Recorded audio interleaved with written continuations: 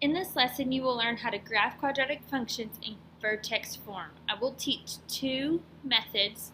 The first example and the second example will be the same problem using the different methods. So let's look at example 1. We have y equals 2 times x minus 6 quantity squared minus 7. In this method, we will make a table of values and graph. We'll first need to start with finding the vertex. The vertex of this function is 6, negative 7. Remember, when you name your vertex, it's your HK. Being very careful when naming H, it's the opposite of what you see. To make a table, we'll set up and make 5 ordered pairs. You'll put the vertex in the center of your table. If you think about a quadratic, the vertex is in the center of a parabola, so we want to set up our table so the vertex is in the center. To find the other values of the table, you'll pick two numbers less than your x value, so 4 and 5, and two numbers greater than your x values, 7 and 8.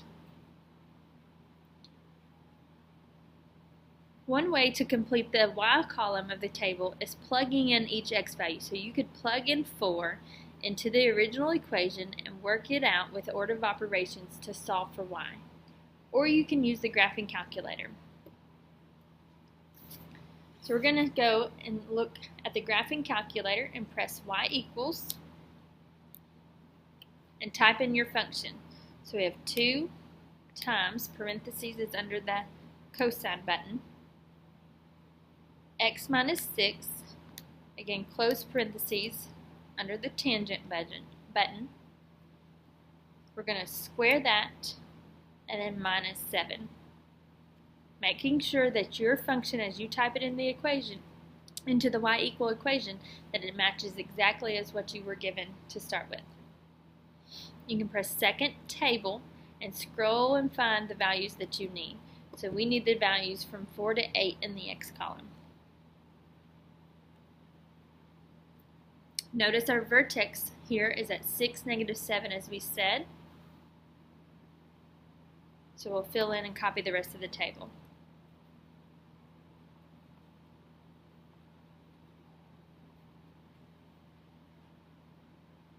So now let's graph this on graph paper.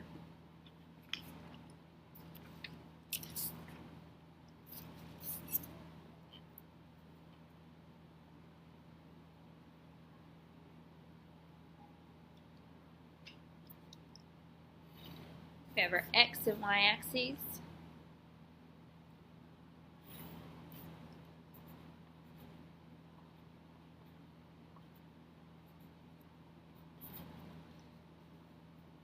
So our x, y ordered pair is 4, 1, and then 5, negative 5,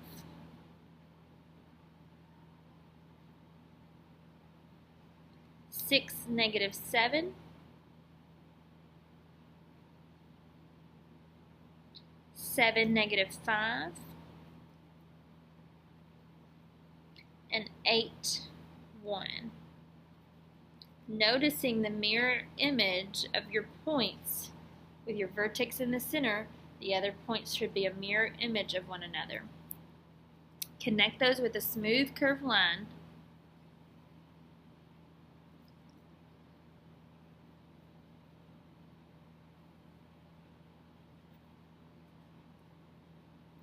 And that is our graph for number 1. Let's look at another method for graphing quadratics in vertex form. I'm going to do the same problem. This method is going to be called moving from the vertex. So we'll first start with our vertex and move from that point. So again, y equals 2 times x minus 6. We've already identified the vertex. It is at 6, negative 7.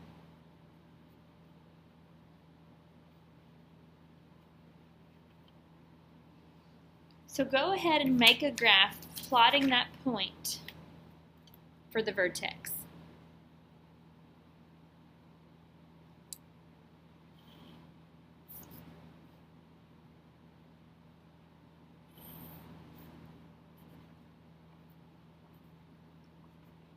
So at 6, -7,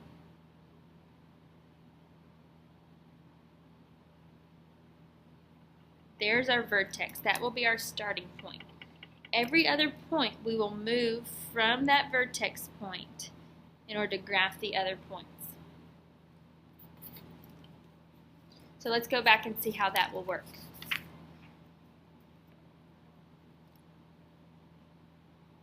From the vertex, we're going to move one x value away and two x values away from the vertex. In order to know your y value, you use y equals ax squared.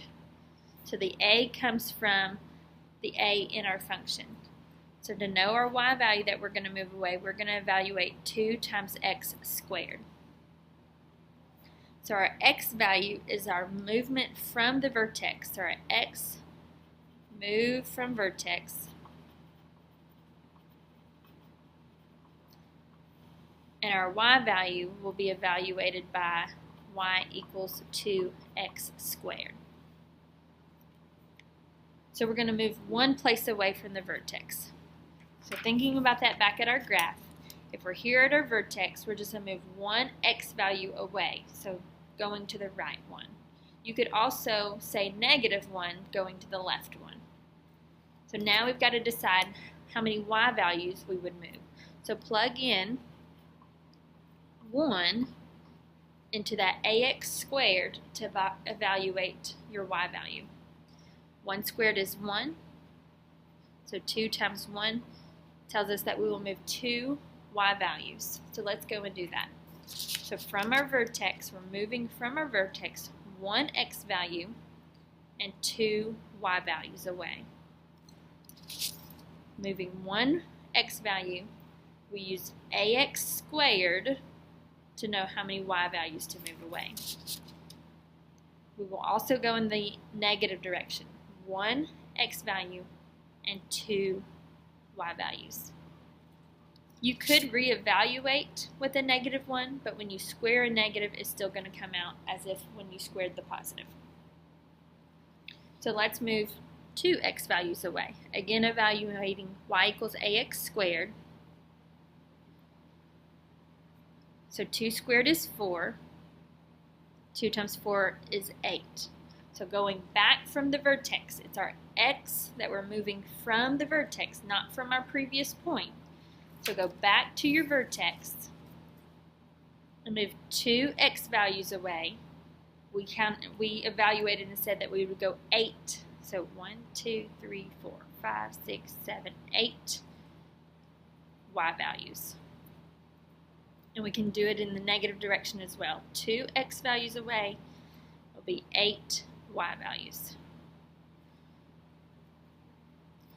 5 points for a parabola is plenty. You could evaluate 3 x values away and do again ax squared, so it'd be 2 times 3 squared, to determine how many y values that you could go. But notice this is the same graph as in method 1.